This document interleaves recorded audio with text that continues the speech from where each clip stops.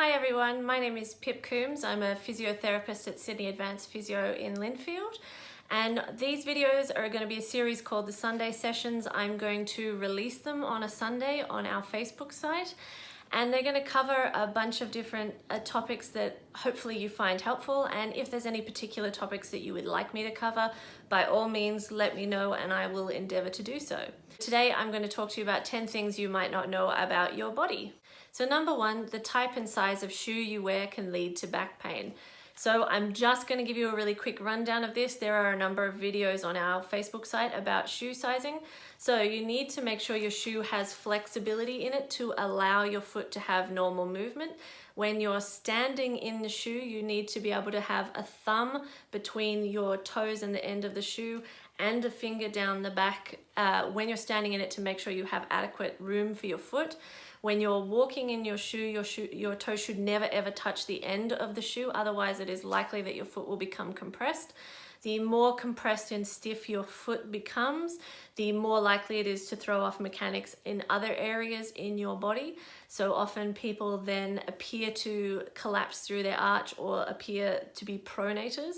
And that can happen because the foot is really stiff, and when that happens it becomes really difficult for your hips to stay centered in the joint.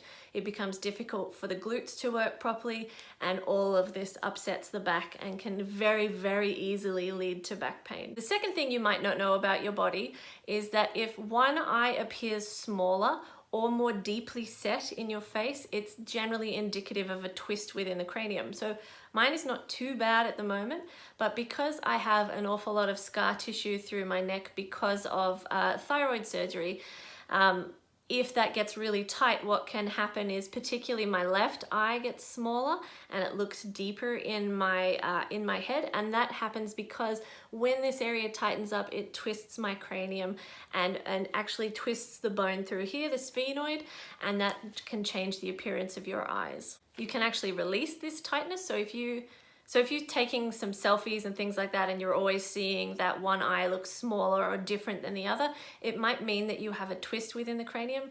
So coming in and seeing one of our physios who does cranial work will help you even out this problem. So the third thing you might not know is that a tight chest or tight stomach muscles can actually cause back pain. And this is often related to your posture. So people collapse forward in their sitting posture and they get shorter through the front. So they get tight through the chest and they get tight through parts of the tummy muscles. And often what they will then do is they will go and ask a massage therapist to massage their back to try and release it. And sometimes they'll feel better and sometimes they'll feel pretty same. And that can be because you actually need to release the tummy muscles and the chest muscles to give yourself the ability to lengthen again through the front. Sometimes what can happen is because you're then stuck in a stiff hunched forward position, then the muscles on the back, yes, they feel tight and awful, but they can actually be overstressed and overstretched.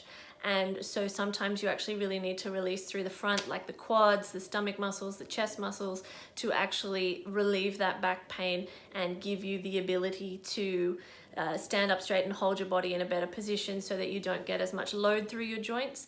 The only thing I would say about this is you need to see someone who knows what they're doing in terms of abdominal releases, because you have a whole bunch of organs in your tummy and you don't want to upset those. Number 4, men can get abdominal separation too. So most people think that abdominal separation is just something that happens to women as a result of pregnancy, and it's not. We see it in guys all the time. So it is very common when the guy has a bit of a belly, but it is also common when you are a gym junkie as well, or if you just use your abdominal muscles incorrectly, and you probably won't know that you're using your muscles incorrectly. So the best example I can think of off the top of my head is Alexander Skarsgård as Tarzan. So you can actually see, so his 6-pack is probably more like a 12-pack, but his 3-pack here and his 3-pack here, and there should be like a little gap between your 3-pack, but what you'll see on the posters is there's some widening of that gap, the linea alba, in between his various 3-packs.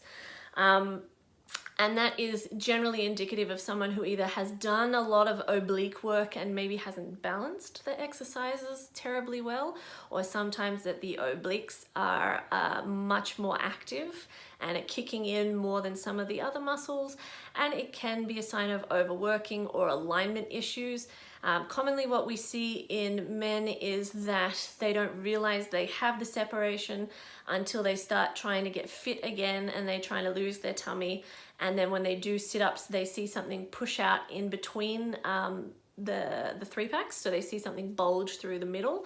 And it can be a hernia risk, so you need to be really careful if your belly button was an innie and suddenly becomes an outie.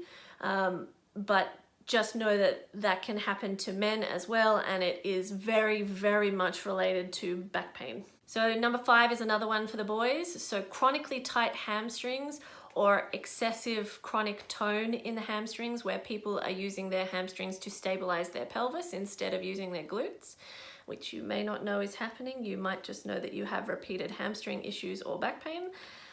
This can actually lead to erectile dysfunction because the hamstrings keep pulling, and a little nerve gets compressed up in the pelvis, and that can affect how things work. Number 6, your ability to touch your toes is not just about your hamstring flexibility. Your calves need to have some flexibility, and also your pelvic floor needs to open. Now boys, you do have a pelvic floor too. It also stops you peeing at moments you don't want to pee, but it is the base of your pelvis, and it actually needs to open so that your pelvis can widen a little bit as you reach down to touch your toes. So there can be multiple areas of restriction that can stop you from touching your toes if that's a goal of yours, so just be aware. Number 7 is that the cranium is extremely sensitive to pressure changes, to compression, and to hits. So if you are a little bit prone to headaches, getting your cranium checked before you go either scuba diving or up into areas of high altitude can be a really good idea. About 12 months ago, I was in Bolivia, and one of the ladies who was on the tour was violently ill because her cranium was just getting compressed by us being up at high altitude. So we were all huffing and puffing, even on medication, or some people weren't on medication when we were hiking in these areas because oxygen's just kind of harder to come by. But she was like seeing double, she was having panic attacks, she was in a bad way. And so as soon as I released her cranium for her, she was able to walk with us, she was able to sleep at night, she was able to stop being sick. So your cranium is very, very sensitive. People who play rugby often get bashed in the head as part of scrums and things like that. It's really important to know that that can then affect the way your cranial bones sit, and you can get areas of compression in there. And one of the things that keeps the brain happy and healthy is good blood flow in and out. So you need good blood flow in for very obvious reasons, and you need good drainage out so you don't get congestion and headaches and things like that. And that can really be related to concussions and a lot of the issues with concussions that you see long term. The other time that you need to think about the effects of pressure and compression on the cranium and potential headaches and jaw problems and neck problems is with orthodontics. So if you've had braces, they're trying to rearrange things, so there's quite a lot of tension going in there.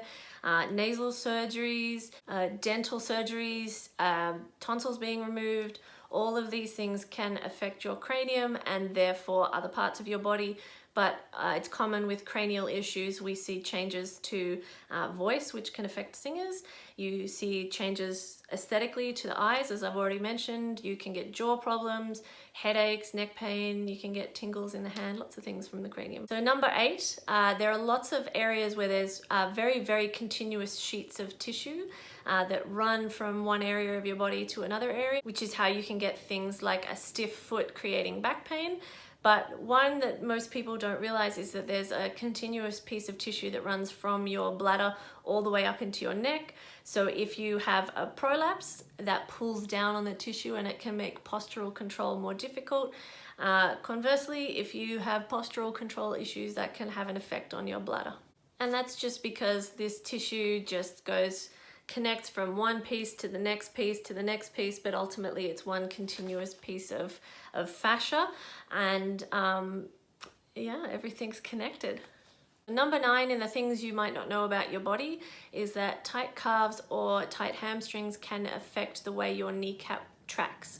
So you've got your thigh bone and your shin bones, and that's your knee here in the middle, and it should bend and extend.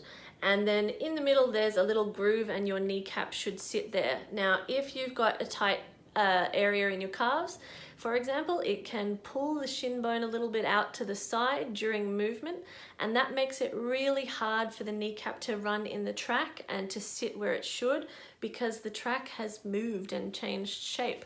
So there can be a number of reasons why you have knee pain, and that can be one of them, and it's a really important thing to check. So the 10th and final thing that you might not know about your body is that when you squat, your feet should grow wider and longer. So find something that you can kind of put your toes almost up against, so just a little bit away from. And if you do a squat and your toes pull away from that line, so in other words, your feet get shorter, there is a problem with your feet. Your feet should grow wider and longer as you squat. Hopefully you found this Sunday session video helpful. If you need any help with your body, you can give us a call on 9416-4410. You can book online anytime via www.sydneyadvancephysio.com.au. If you have any questions or any video requests, please comment below.